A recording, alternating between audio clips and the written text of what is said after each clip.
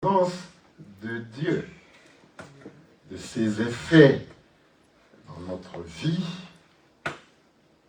à l'église, chez nous à la maison, sur le lieu de travail. Nous avons dit, depuis que nous avons commencé ce thème, que la présence de Dieu suscite en nous un esprit de reconnaissance. Alléluia. Chaque fois que nous avons la conscience, chaque fois que nous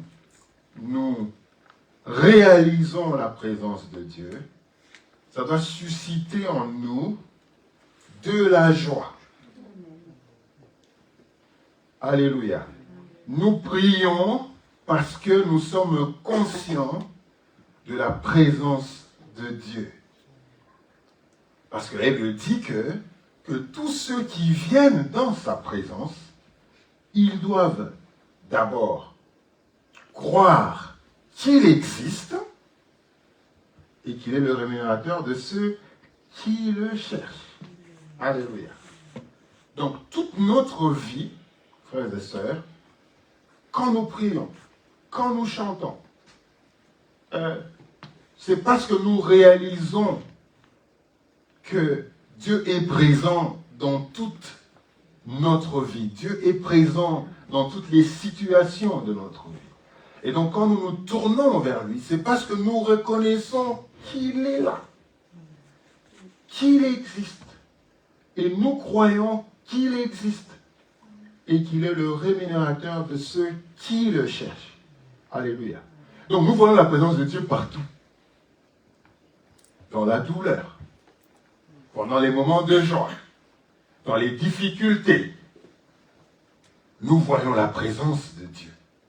C'est cela que nous devons voir. Dans la difficulté, nous n'allons pas voir la difficulté, mais nous allons nous concentrer sur la présence de Dieu. Alléluia. Nous allons essayer de détourner notre regard de nos douleurs, de détourner notre regard de nos difficultés, de la méchanceté des hommes, mais à réaliser la présence de Dieu. C'est ça qui a permis à Jésus-Christ, malgré la souffrance, malgré la douleur, il ne se concentrait pas sur la croix. Et même sur la croix, il ne s'est pas concentré sur la croix elle-même, la douleur qu'il connaissait, mais il regardait le Seigneur. Alléluia. C'est parce qu'il réalisait la présence de Dieu partout, dans toutes les circonstances. Il réalisait la présence de Dieu. Aujourd'hui, je voudrais que nous puissions parler de l'impact de la présence de Dieu sur notre lieu de travail, sur notre travail. Alléluia. Alléluia. On a un peu touché la fois dernière, mais on va en parler ce dimanche, parce qu'il y a beaucoup à dire, et sur le dimanche et le dimanche prochain également. Alléluia. Gloire au Seigneur. Nous devons considérer le travail, frères et sœurs, comme un don de Dieu. Et chaque fois que nous travaillons, nous plaisons à Dieu. Je ne voudrais pas opposer le travail spirituel et le travail qu'on appelle séculier. Alléluia. Parce que tout est travail. Il ne faut pas penser que quand vous avez un pasteur, un homme de Dieu qui ne fait que ça, c'est qu'il ne travaille pas.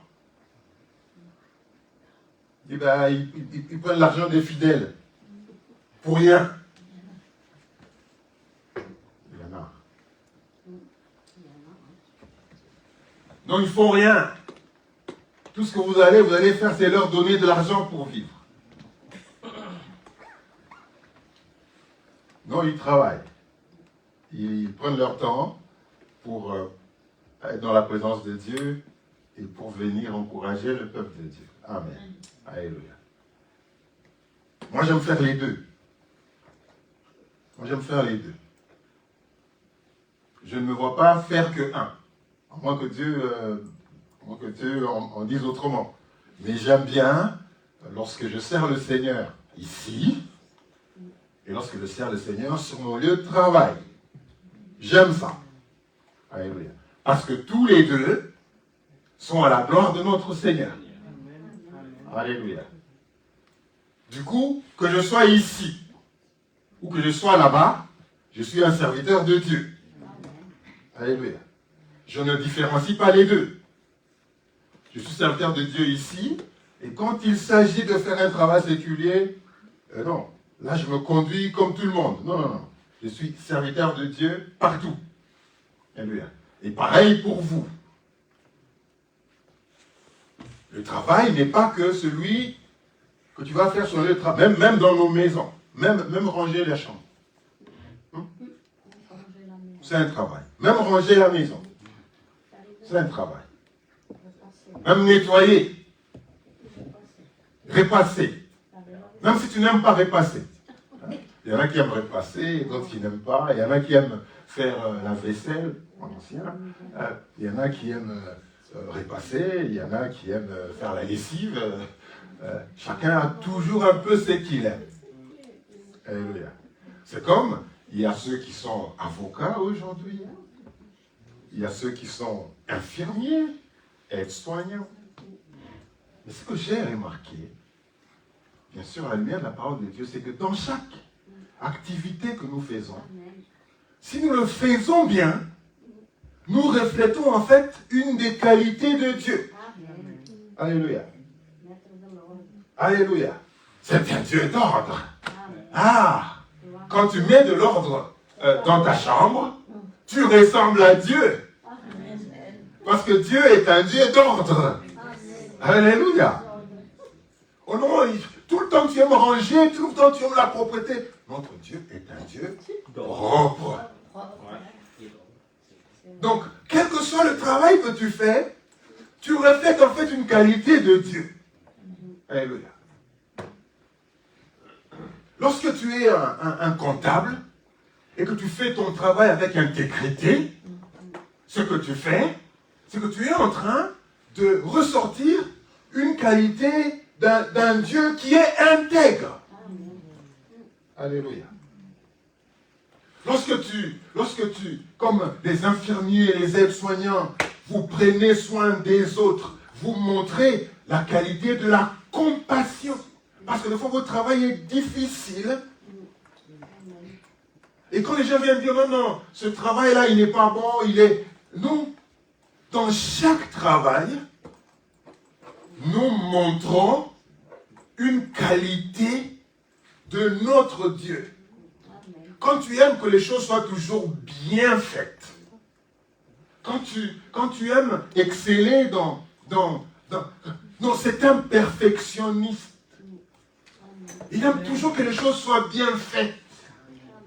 Ne condamnez pas cette personne-là, parce qu'elle est en train de dégager une qualité de notre Dieu qui est un Dieu de perfection. Donc, je cherche toujours à m'améliorer. Je cherche toujours la perfection. Je suis en train de montrer l'image d'un Dieu de perfection. Alléluia. Un juge ou un avocat, pas les corrompus, ceux qui disent le droit, qui font justice, reflètent l'image d'un Dieu juste. Un Dieu de justice. Donc vous comprenez, frères et sœurs, que si on veut être vraiment enfant de Dieu, on veut représenter ou se représenter. Dans notre travail, c'est de faire tout pour la gloire de Dieu. Alléluia. Le travail, il a commencé en fait depuis... C'est pourquoi quand quelqu'un vous dit qu'il a été béni, toute bénédiction en fait, selon Dieu, pour l'humanité, doit passer par le travail. À moins qu'il y ait un miracle. Parce qu'un miracle, c'est une intervention de Dieu surnaturelle et même spectaculaire. Et que Dieu intervient où les hommes ne comprennent rien. Là, c'est lui qui intervient. Mais toute bénédiction, Dieu la voudrait que ça passe par un travail. Ton travail ou le travail de quelqu'un d'autre, pour lequel tu es bénéficiaire. Donc, à part le miracle, c'est le travail. Et il ne faudrait pas compter sur le miracle. Parce que le miracle, il est dans le domaine divin. Par contre, le travail, c'est quelque chose, bien sûr que Dieu, qui est un Dieu providentiel, il intervient naturellement dans la vie de quelqu'un, Dieu peut intervenir soit par un miracle, soit par le travail. Et donc pour nous, c'est d'abord le travail. C'est à la portée de notre main. C'est à la portée de notre main. C'est le plus facile que nous puissions faire. Déjà, c'est le travail. Le travail chez soi à la maison. Le travail là où on vit. Le travail sur soi. Ça, nous en sommes presque des initiateurs. Alléluia. Donc le travail a commencé depuis, je voudrais qu'on lise un peu quelques textes. Je veux qu'on lise déjà dans 1 Corinthiens 10, verset 31.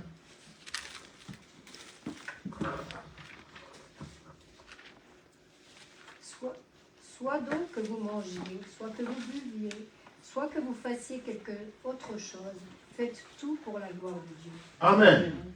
Soit que vous mangiez, soit que vous buviez, soit que vous fassiez quelque chose, faites tout pour la gloire de Dieu.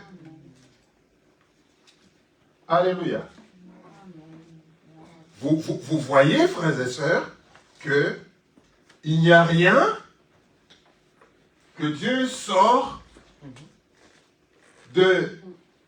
Quand tu manges, tu fais quelque chose. Quand tu bois, tu fais quelque chose. Quand tu travailles, tu fais quelque chose. Quand tu parles, on va parler de la langue. Quand tu parles, tu es en train de faire quelque chose. Quand tu agis, tu fais quelque chose. Et donc, quoi que tu fasses, tu peux nous répéter le texte? Soit donc que vous mangiez, soit que vous buviez, soit que vous fassiez quelque autre chose, faites tout pour la gloire de Dieu. Amen. Faites tout pour la gloire de Dieu. Quoi que nous fassions, faisons tout pour la gloire de Dieu. Et donc, lorsque tu veux faire une action, lorsque tu veux parler, lorsque tu veux manger, est-ce que tout ce que tu fais, c'est pour la gloire de Dieu? Alléluia. Est-ce que, en faisant ceci, ce que je suis en train de faire ceci, est-ce que quand je regarde à qui je ressemble, qui est mon Dieu, parce qu'il m'a créé à son image et à sa ressemblance, ce que je suis en train de faire si lui il était à ma place, est-ce qu'il le ferait? Et même s'il le ferait, est-ce qu'il le ferait comme moi je le fais? Parce que je connais déjà qui il est. Il est un Dieu bon, éternellement. Il est un Dieu fidèle, de génération en génération. Il est un Dieu dont la miséricorde dure à toujours. Donc, est-ce que ce que je suis en train de faire, c'est pour la gloire de Dieu? Il y a bien des choses, beaucoup de choses que nous faisons pour notre gloire. Pour notre gloire. Il y a beaucoup de choses que nous disons, que nous faisons pour notre gloire. Donc il est important, nous enfants de Dieu, que l'on se pose ces questions-là. Est-ce que c'est pour ma gloire ou c'est pour la gloire de Dieu? Alléluia. Gloire au Seigneur. Donc, quoi que tu fasses, quoi que tu manges, quoi que tu boives, Si l'on pouvait penser de la sorte, je pense qu'il n'y aurait pas beaucoup d'alcooliques. C'est vrai. Je pense qu'il n'y aurait pas beaucoup d'alcooliques. Ça, c'est juste un exemple. Parce que si je dois boire,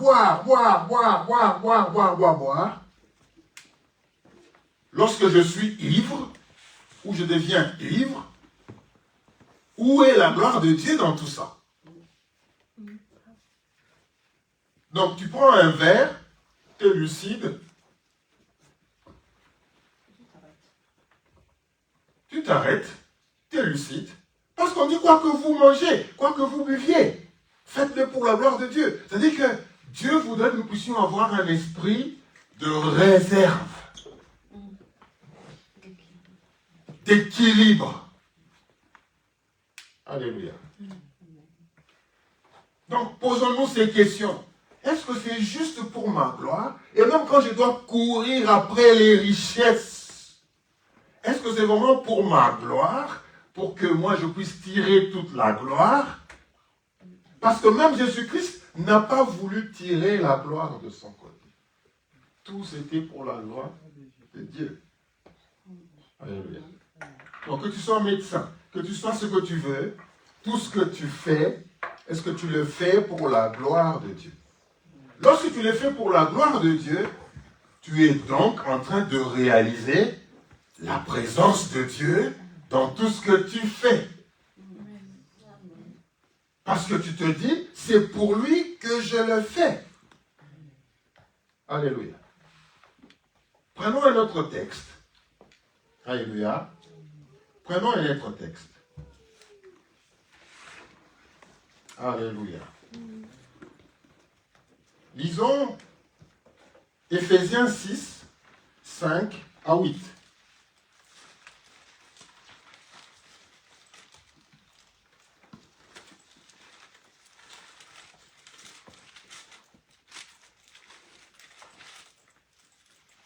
Amen.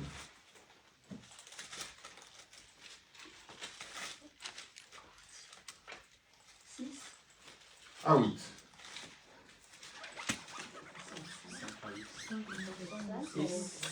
Pardon, Éphésiens 5. Éphésiens 5. Oui, Que personne, plutôt 5 à 8. car sachez le bien.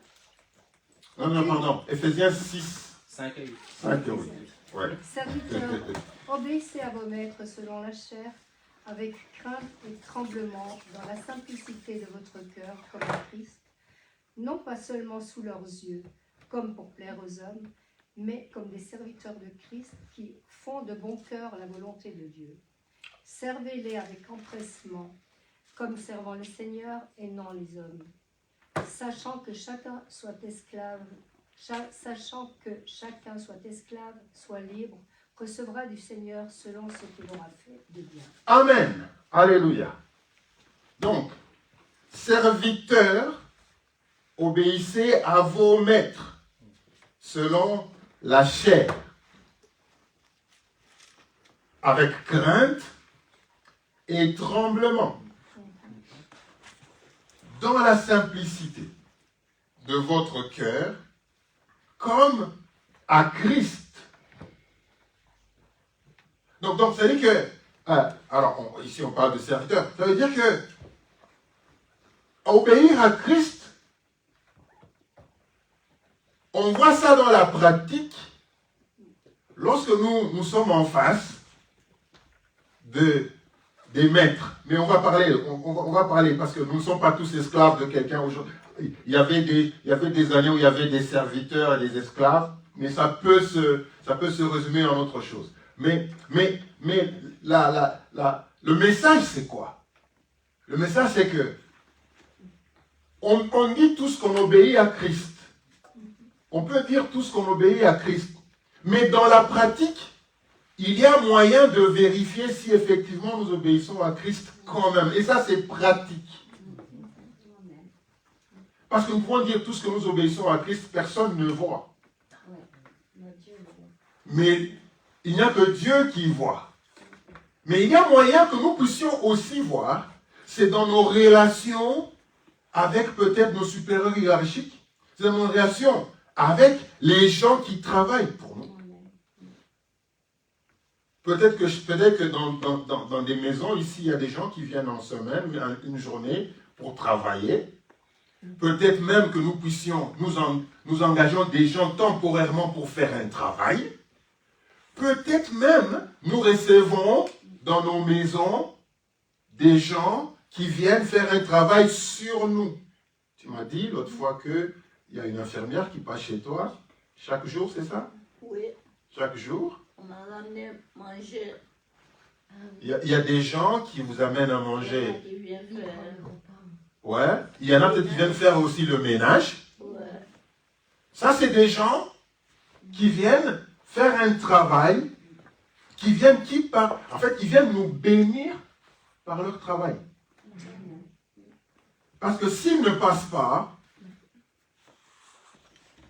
soit que cette journée-là, nous ne verrons personne, et donc nous serons malheureuses parce que j'ai besoin de parler. L'homme a besoin de parler. Quand ces gens-là passent, on peut échanger.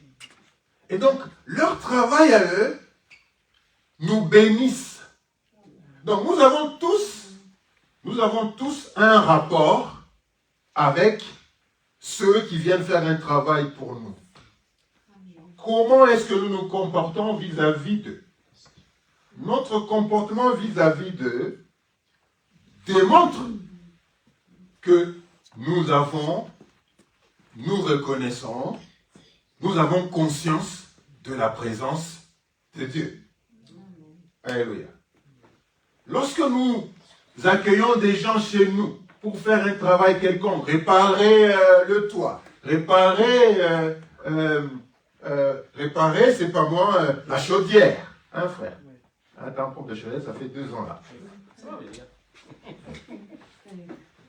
Et donc, quelque part, nous avons toujours un rapport avec des gens qui viennent soit faire un travail pour nous, ou soit que nous faisons, nous, un travail pour ces gens-là. Alléluia. Donc, il y a toujours ce rapport-là. Soit que l'on soit serviteur, soit alors c'est nous les maîtres, parce que le travail est fait envers nous. Donc, il y a toujours ce rapport-là. Et donc, quel que soit du côté où on se trouve, du côté de serviteur ou du côté de maître, eh bien, la Bible nous dit, tu peux nous lire,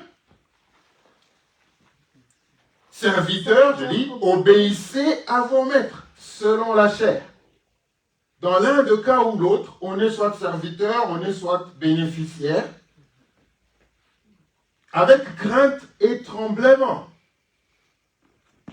Ça veut dire que mes actions vis-à-vis de toi doivent refléter des actions dans lesquelles, qui montrent la crainte de Dieu. Que je te traite comme si je traitais Dieu. La manière dont je me conduis avec toi, ma compassion, mon amour, démontre à qui je ressemble.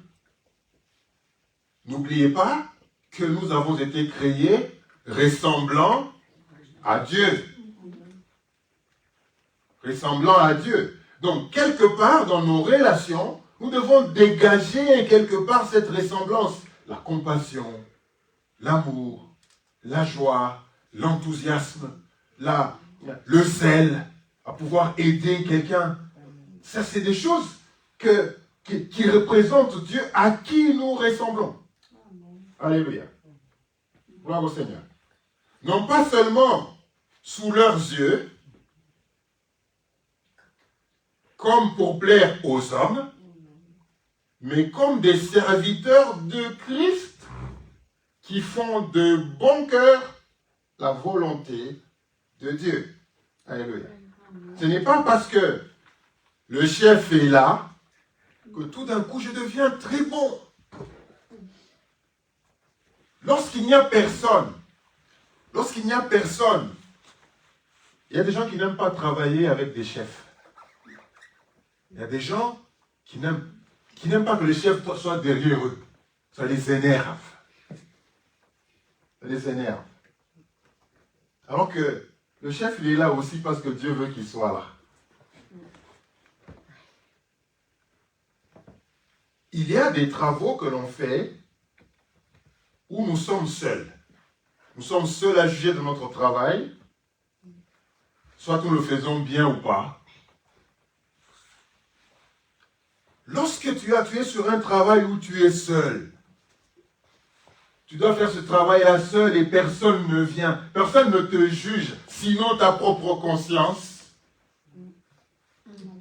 Sinon ta propre conscience. Mais la Bible dit que ce soit en présence d'un chef ou pas, ou d'un maître ou pas, que ton travail soit exempt de critique.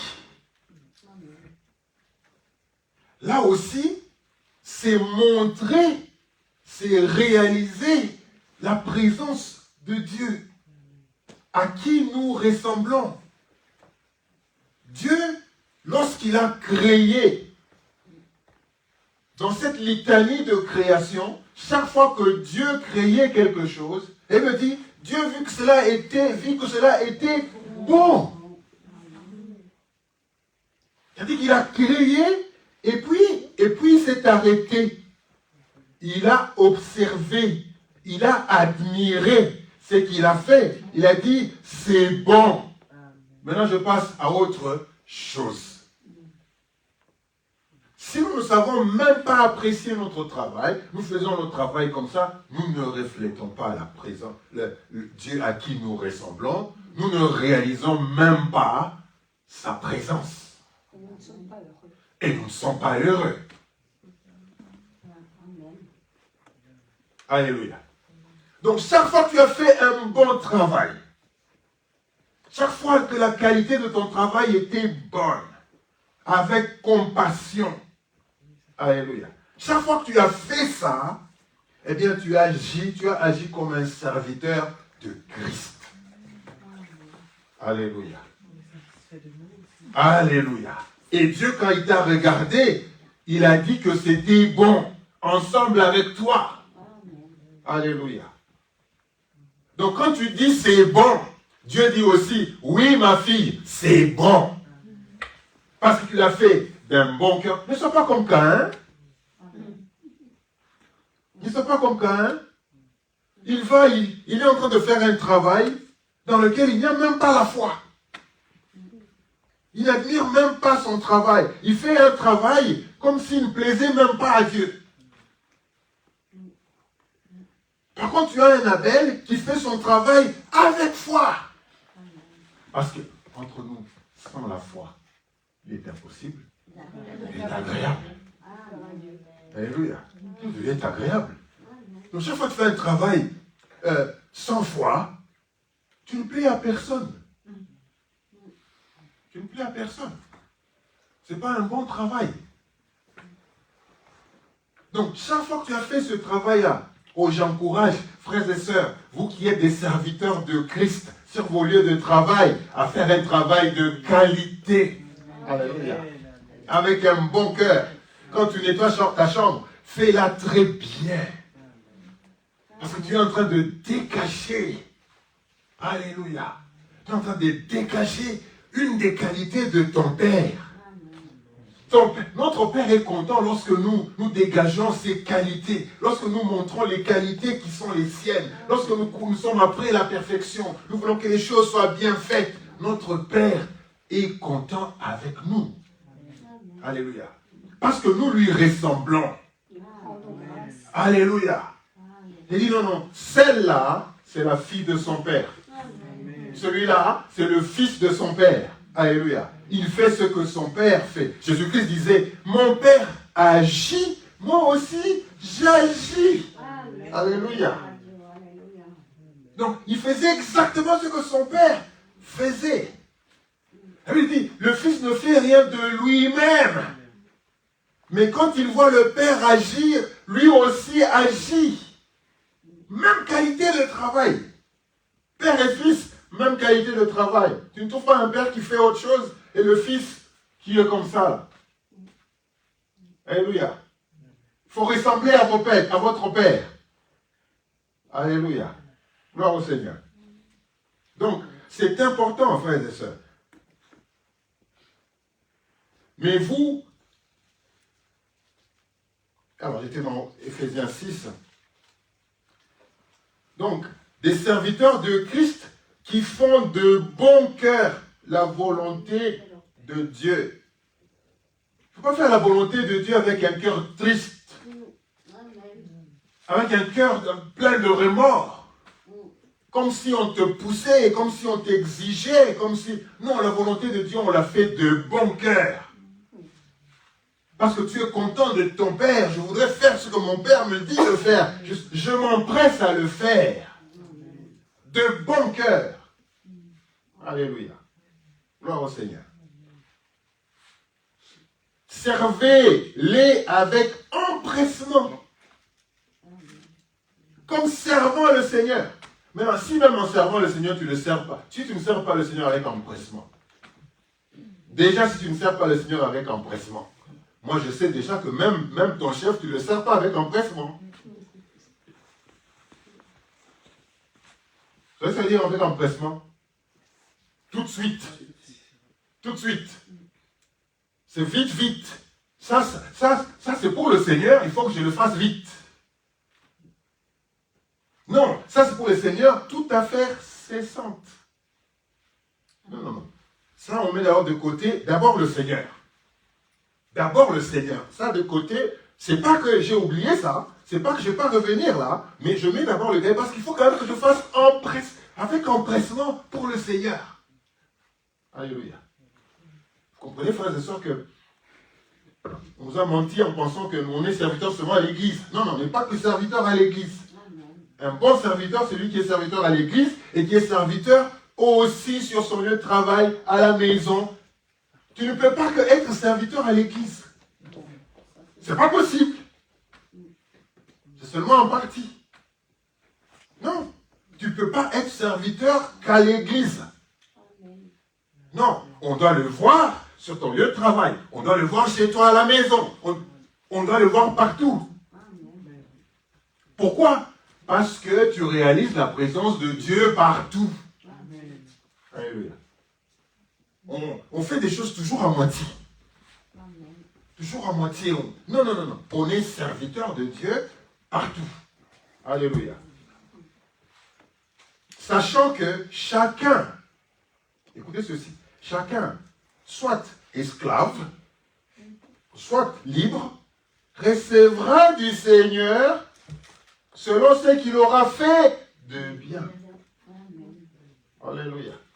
C'est pourquoi Jésus-Christ, il le dit, il partait de lieu en lieu, faisant le bien, parce qu'il s'attendait à recevoir aussi le bien de son Père. Alléluia. Donc que tu sois libre, que tu sois esclave, eh bien, chacun d'entre nous recevra du Seigneur ce qu'il aura fait de bien. De bien. Le Seigneur ne va pas te rémunérer pour ce que tu as fait de mal. De bien. Alléluia. De bien. Donc c'est important, frères et sœurs, de constater que même sur notre lieu de travail, nous devons réaliser la présence de Dieu dans notre travail. Parce que nous savons que c'est finalement tout ce que nous ferons de bien sur lequel Dieu va nous rémunérer. Nous recevrons de bien selon ce que nous aurons fait de bien. Alléluia. Tu es étonné de constater tout le bien que Dieu est en train de te faire. Parce que toi, tu as oublié tout le bien que tu as fait aux gens. Tu as oublié tout le bien que tu as fait aux gens. Il y a des choses que tu appelles miracles aujourd'hui, mais en fait, c'est Dieu qui te donne par rapport au bien que tu as fait aux gens plusieurs années avant.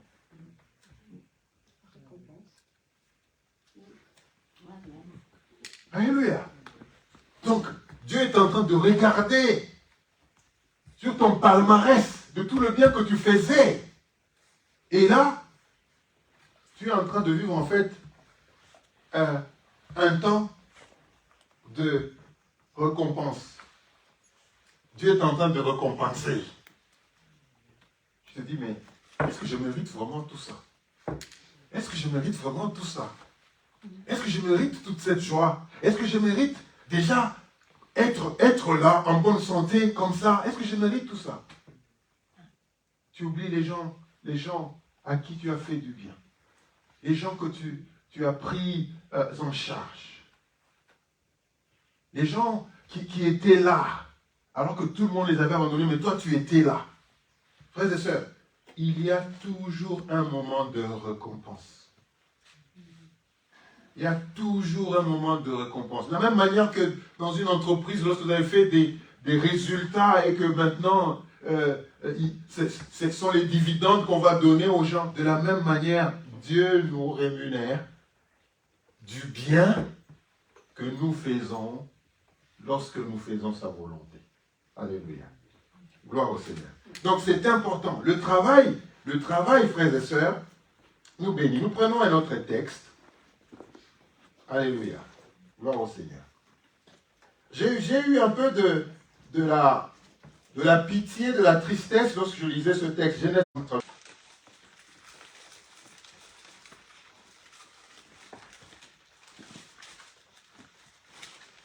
Genèse 39, il s'agit de Joseph.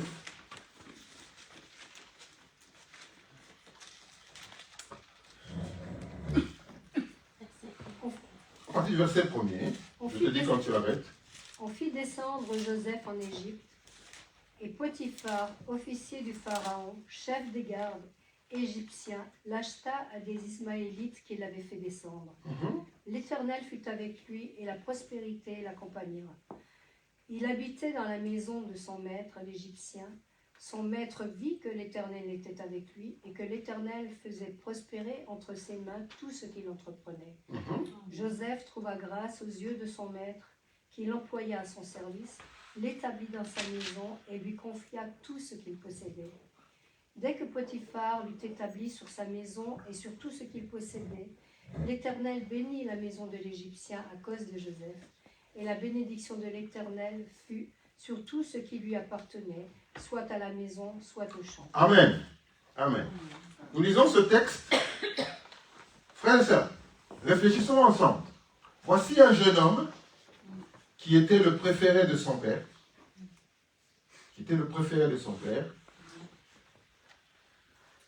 Qui se retrouve vendu comme esclave. Dans un pays qui n'est pas le sien.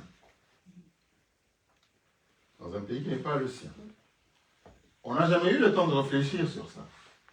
Il vient d'une famille où il était le préféré de son père. Et puis, par la jalousie de ses frères, il est pris, vendu, on connaît toute l'histoire. Il se retrouve en Égypte. Comme esclave. De préféré de son père, il se retrouve comme esclave. Non seulement ça, ça veut dire quoi? Ça veut dire que là en Égypte, il est esclave, donc il devra apprendre la langue. Il devra apprendre la langue déjà.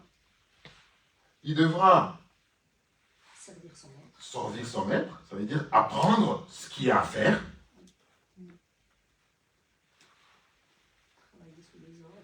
Travailler sous les ordres de quelqu'un, alors qu'il était, lui, préféré de son père. Vous pouvez imaginer, vous, à votre place, quel serait le sentiment qui vous animerait? Imaginez un peu ça. Quel sentiment vous animerait quand vous partez de cet état-là, vous retrouvez? Vous allez peut-être même murmurer. Vous allez insulter. La révolte. Le désespoir. Et même quand vous devez commencer à travailler, je pense que vous allez insulter terre et ciel. Parce que vous étiez chez votre père, vous étiez le préféré de votre père, vous vous retrouvez dans un autre pays où il faut apprendre la langue, apprendre à travailler. apprendre à travailler. Imaginez-vous cet homme, son état d'esprit. Alors vous comprenez pourquoi Éphésiens dit, serviteurs, obéissez à vos maîtres. Il s'est retrouvé dans cette situation-là. Il s'est retrouvé dans cette situation-là. Et moi je pense, pour que Dieu commence à bénir les affaires de son maître, l'attitude de Joseph a dû bien jouer. Il faisait son travail comme un serviteur de Dieu. Alléluia.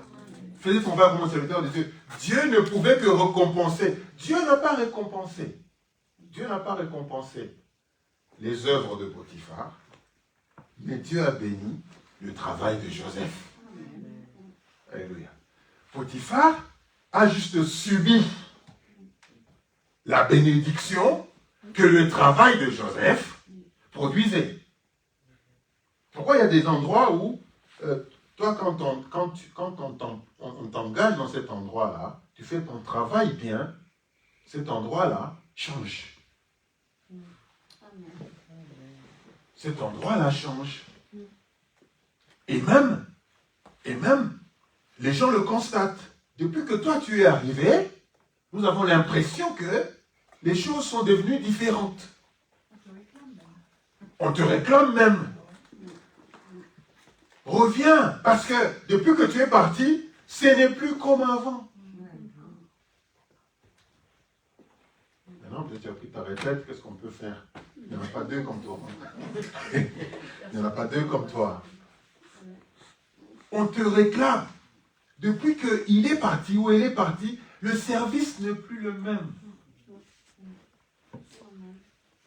Depuis que tu... C'est pourquoi lorsque Tabitha a été décédée, lorsqu'on a dit à Pierre que cette dame-là est décédée, Pierre est arrivé là-bas et toutes les bonnes choses que cette femme a faites pour toutes les femmes sont commencées à montrer ça. Quand elle était là, elle faisait ça. Elle faisait ça. Elle faisait ça. Elle faisait ça. Elle faisait ça. Dieu n'a pas voulu rester muet. Donc, frères et sœurs, Dieu bénissait le travail de Joseph, mais Potiphar bénéficiait de la grâce de Dieu sur le travail de Joseph. Alléluia. Donc, il est important, frères et sœurs, que nous puissions connaître notre position en Dieu et réaliser sa présence partout. Quel que soit le travail, qu'il soit minable, qu'il soit un travail que tout le monde insulte. Frères et sœurs, Dieu est capable de vous bénir dans ce travail-là. Lorsque vous réalisez sa présence et vous faites votre travail de bon cœur, eh bien, vous bénissez non seulement vous-même, mais vous bénissez les gens à qui vous faites ce travail-là. Rendez grâce à Dieu en toutes circonstances. Amen. Donc vous comprenez, frères et sœurs, que voilà les conditions difficiles. Voilà cet homme qui part de là, du préféré de son père, qui se retrouve là, mais qui arrive quand même à garder une attitude de serviteur de Christ dans cette circonstance-là. Il fallait apprendre la langue, il fallait apprendre le travail, il fallait apprendre à vivre comme esclave. Parce que lorsqu'on a été homme libre, c'est pas évident du jour au lendemain de devenir esclave. C'est pas évident. C'est tout un apprentissage. De la même manière qu'il y a des us et coutumes dans la liberté ou quand vous devez vivre dans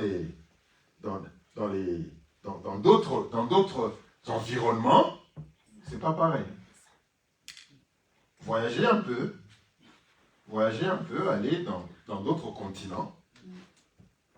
Vous allez vous rendre compte que c'est pas évident. C'est pas évident. C'est alors que vous allez vous rendre compte que vous êtes tellement bénis.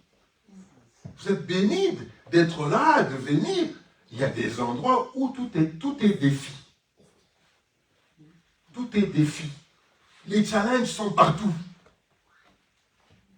Où il faut se réadapter. Il ne faut pas se dire, même Jésus-Christ, il me dit que de Dieu qu'il était, il s'est rendu serviteur. Combien c'est difficile? Vous le dites dans votre bouche, vous parlez, mais combien c'est difficile d'être Dieu et d'accepter la position de serviteur.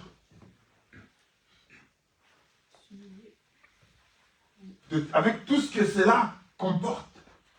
Mais de garder quand même en soi un bon cœur. Pas de murmure. On ne boude pas. Donc on le dit, mais lorsqu'on médite, on va se rendre compte que ça ne devrait pas être difficile. Parce que pour nous, juste le changement d'état, d'un état X à un état autre, c'est difficile. C'est difficile. Et donc, Louis-Joseph, parce qu'il se considère comme serviteur de Dieu, il a fait ce travail. Et même, malgré avoir fait ce travail, malgré avoir béni l'œuvre de son chef, de son maître, qu'il établit même chef sur tout. Parce qu'il a dit non, non, non. Il a reconnu que la bénédiction, c'était lui. C'était pas moi. C'était Dieu qui bénissait son travail. Donc, vaut mieux le mettre au-dessus de tout. Ce que Potiphar a fait dans sa maison, Pharaon a fait sur toute l'Égypte, pour les mêmes raisons. Il a été mis pour gérer toutes les affaires de Potiphar dans la maison, parce qu'il faisait son travail bien. Mais Pharaon l'a fait la même chose, alors sur toute l'Égypte. Le même Joseph. Alléluia. Le même Joseph qui était accusé faussement et jeté en prison pendant 14 ans en prison. Frères et sœurs, c'est le même qui sort de la prison pour devenir sur toute l'Égypte toujours, parce que même en prison, il était serviteur de Christ, même en prison. Alléluia. Même en prison. C'est-à-dire qu'il n'a pas changé. Il n'a pas changé selon les lieux. Oh, ici on ne me connaît pas. Donc, si on ne me connaît pas, on ça des gros mots. C'est en prison. Tu entends à gauche, à droite des gros mots. Tu rentres aussi dans le rythme, toi aussi, tu rentres dans les gros mots. Des combines. En prison, toi aussi, tu rentres dans les combines. Parce que de toute façon, ici, personne ne connaît personne. Donc, je peux faire tout ce que je veux. Non, non, non, non. On est serviteur de Dieu à vie. Dieu, son contrat, c'est indéterminé. C'est indéterminé. En fait, parce que même le contrat indéterminé, il s'arrête quand même. Son contrat, c'est éternel. Même quand on est mort, on attend la résurrection. Alléluia. On attend la résurrection. Donc, le contrat de Dieu, c'est éternel, frères et sœurs. Donc, il n'a pas changé. Il a été serviteur de Dieu dans la maison de Potiphar. Il a été serviteur de Dieu en prison. Et Dieu n'a fait que bénir son travail. Alléluia. Dieu n'a fait que bénir son travail. Donc, faisons, frères et sœurs, continuons le dimanche prochain après avoir lu ce texte, faisons attention à ne pas heurter Dieu. Alléluia. Nous lui ressemblons et donc nous devons à tout moment, dans chaque circonstance, reconnaître sa présence et refléter les qualités de Dieu. Nous terminons par ce texte. Nous sommes dans Genèse au chapitre 9. Nous lisons versets 1 à 3.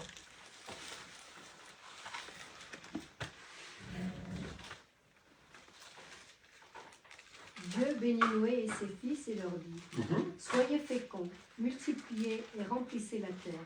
Vous serez un sujet de crainte et d'effroi pour tout animal de la terre, pour tout oiseau du ciel, pour tout ce qui se meurt sur la terre et pour tous les poissons de la mer. Amen. Ils, Ok, sont, continue. Oui. ils sont livrés entre vos mains. Tout ce qui se meurt et qui a vie vous servira de nourriture. Je vous donne tout cela comme l'herbe verte. Amen. Alléluia. Seulement, vous ne mangerez point de chair avec son âme, avec son sang. Sachez-le aussi. Je redemanderai le sang de vos âmes. Je le redemanderai à tout animal. Et je redemanderai l'âme de l'homme à l'homme qui est son frère. Amen. On s'arrête là. Donc, Genèse 9, 1 à 3. Dieu bénit Noé et ses fils et leur dit, soyez féconds, multipliez et remplissez la terre. Deuxième verset, vous serez un sujet de crainte et d'effroi pour tout animal de la terre. Donc en fait, ils doivent nous obéir. En fait. Les animaux doivent normalement nous obéir. Même s'ils s'appellent lion. Normalement. Normalement. Hein? Mais il y en a parmi vous qui ont même peur des cancrelats. Ah, moi j'en ai vu. Des souris. Les cancrelats, c'est impressionnant quand tu ne connais pas. C'est parce que c'est dégoûtant ou vous avez peur parce que c'est dégoûtant ou parce que... C'est dégoûtant, j'aimerais pas qu'il me coupe. Les cancrelats. Et quand tu ne sais pas ce que c'est impressionnant. Cafard. Ouais. Je sais pas d'où ce mot-là vient. Bah, Ça se dit aussi? Chez nous aussi, Oui. ouais, ça se dit. Ah, d'accord. Mais les cancrelats, ils sont gros. Ah, les cafards sont petits. Moi, le D'accord. premier cancrelat que j'ai vu, j'ai eu peur. Ils ont de belles couleurs. On n'a pas l'habitude, on a peur de ce qu'on ne connaît pas. Donc, vous serez un sujet de crainte et d'effroi. Donc, l'animal, déjà, quand il te voit, il a crainte. Le lion, quand il te voit, déjà, il a peur. Déjà. Mais c'est toi qui as peur le premier. Et donc, il voit que tu as peur le premier.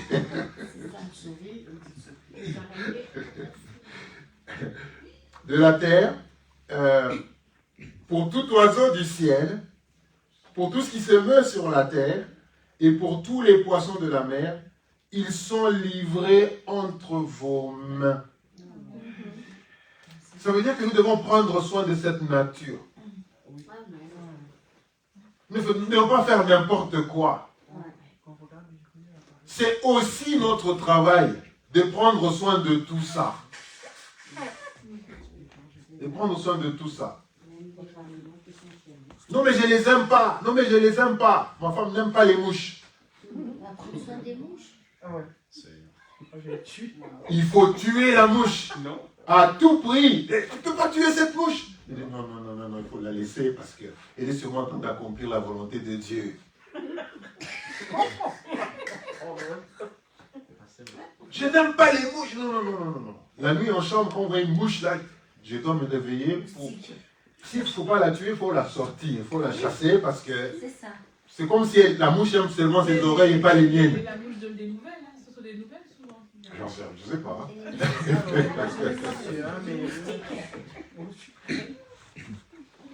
Donc nous devons en prendre soin. Tout ce que Dieu a créé, Tout ce qui se meurt te servira comme nourriture. oui, sera comme nourriture. Enfin, si tu veux, tu ne vas pas tout manger. Tu ne vas pas tout manger, mais tu ne mangeras pas tout, mais tu vas manger ce que tu veux. Ça veut dire que vous avez tout ça. En d'autres termes, vous avez tout ça. Choisissez ce que vous voulez manger. Si tu veux manger les mouches, bah, tu manges les mouches, c'est ton problème. Tu as choisi de les manger. Et normalement, ça ne te fera pas du mal. Des protéines. Parce que les cancrelats ou les cafards, il y a des prisons où on les mange. Bah oui.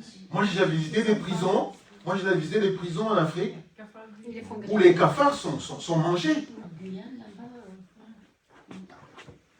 Toi, tu as peur d'eux En ici, Chine, ils mangent tout. mais là-bas, on les cherche comme nourriture. la vie, Parce qu'il n'y a pas autre chose. chez nous, on mange de là, mais Parce qu'il n'y a pas autre chose. on n'est pas habitué. Les rats, comme on fait ici, à Paris, on tue les rats, il y a des endroits où, eh bien, même les rats deviennent la nourriture. Je pense pas que c'est la même race. Rat des loups et rat des chiens, c'est pas pareil. C'est pas pareil pour toi.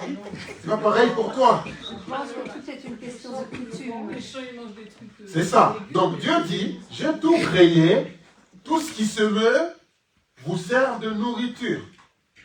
Donc, si quelqu'un mange du porc et quelqu'un d'autre n'en mange pas, je ne dois pas faire un scandale. Mais il y a un particulier dans la Bible qui dit sauf les. Bien sûr qu'il y a ceux-là. Ah, bon. Si, c'est marqué pour Il y a les ceux-là. femmes aussi. Maintenant, Dieu a mis tout ça. Mais d'où ça vient que les Israélites ne mangent pas de porc? On va répondre à la question C'est après. marqué. Amen. Alléluia. 3. Tout ce qui se meut et qui a vie vous servira de nourriture. Je vous donne tout cela comme l'herbe verte. Ça veut dire que même les végétaux, nous devons en prendre soin. C'est bien, on a fait des petits enfants qui mangent de l'herbe pour faire rien. Bah oui. Nous devons en prendre soin. Vous comprenez, frère, que finalement, nous avons la responsabilité de tout ce que Dieu nous a donné. Nous avons ce travail-là de prendre soin de ce que Dieu nous a donné. Il les a remis entre nos mains. Et donc, même si tu n'as pas un travail quelconque, un travail qui nécessite salaire à la fin du mois, il y a toujours beaucoup de travail, il y a toujours à faire. Du bénéfice. Il y a toujours à faire. Il y a une mission que Dieu nous a donnée à nous, à l'homme, qui a été créé selon son image et à sa ressemblance. Et ce travail-là, qui ne va pas nécessiter nécessairement un salaire à la fin du mois, mais une autre bénédiction, une autre rémunération. Déjà, c'est répondre à l'appel de ce Dieu qui nous a créé à son image pour prendre soin de ce qu'il nous a confié. Alléluia. Donc, nous avons, lorsqu'on dit qu'il faut faire le tri, nous devons faire le tri. Lorsqu'on conseille qu'il faut c'est pas moi, prendre soin des arbres, ainsi de suite, on ne va pas les couper comme ça. Parce qu'on a besoin d'argent. On va décimer toutes les forêts parce qu'on a besoin d'argent, parce qu'on veut s'enrichir. Est-ce qu'on en plante un autre? Est-ce qu'on en plante un autre? Si on en coupe, eh bien, il faut en planter d'autres. Là, nous sommes en train de protéger notre système. Ce n'est pas que non, c'est la faute des autres. Non, nous devons tout faire pour protéger et les animaux et tout ce que Dieu nous a donné. C'est notre responsabilité. Alléluia. Chaque créature de Dieu est utile. Même le serpent. Si vous suivez sa vie, vous allez vous rendre compte qu'il sert toujours à quelque chose. Vous avez pensé, non, son rôle, ce n'est pas seulement de piquer les gens. Non, c'est un équilibre de... Son rôle, ce n'est pas seulement de piquer. Il y a même des serpents qui sont utilisés dans les venins utilisés pour faire des vaccins. Non? Hein? On va les tuer tous, on va manquer de vaccins. On les laisse. On peut même les élever. Les rats dont vous parlez, ils sont utilisés comme cobayes. Les rats de laboratoire, ils sont utilisés pour chaque chose que Dieu a créée. Nous devons tout faire pour en prendre soin. Nous ne devons pas être si négligents, jeter du plastique partout. Non, c'est de la négligence. On ne reflète pas l'image de Dieu en faisant cela. Alléluia. Nous avons la responsabilité de prendre soin de ce que Dieu nous a donné. De ne pas juste prendre à la légère. On dit qu'il faut jeter les sachets ici, nous on les jette là-bas. On dit qu'on fait tout le contraire. On a mal en soi. Et on ne reflète pas l'image de ce Dieu-là. Alléluia. Donc, sur notre travail, notre façon de nous comporter, nous reconnaissons la présence de Dieu ou pas. Soit que nous marchons, que nous travaillons pour la gloire de Dieu, ou alors nous faisons des choses pour notre propre gloire.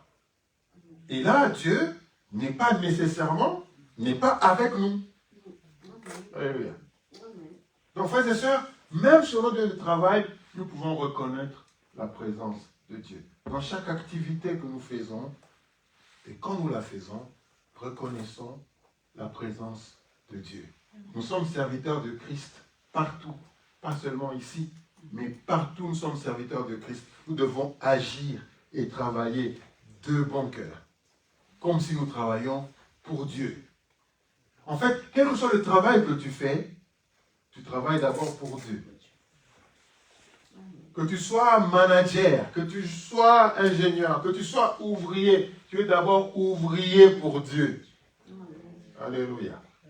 Que tu sois infirmière, docteur, médecin, aide-soignant, tu l'es d'abord pour Dieu. Donc quand tu fais ton travail, vois Dieu d'abord, comme si c'était envers Dieu que tu faisais ce travail. Alléluia. Et Dieu sait voir. Et on ne tombera pas malade, hein, parce qu'on est béni. Je parle par expérience. Amen. Que Dieu le bénisse. On va continuer dimanche prochain.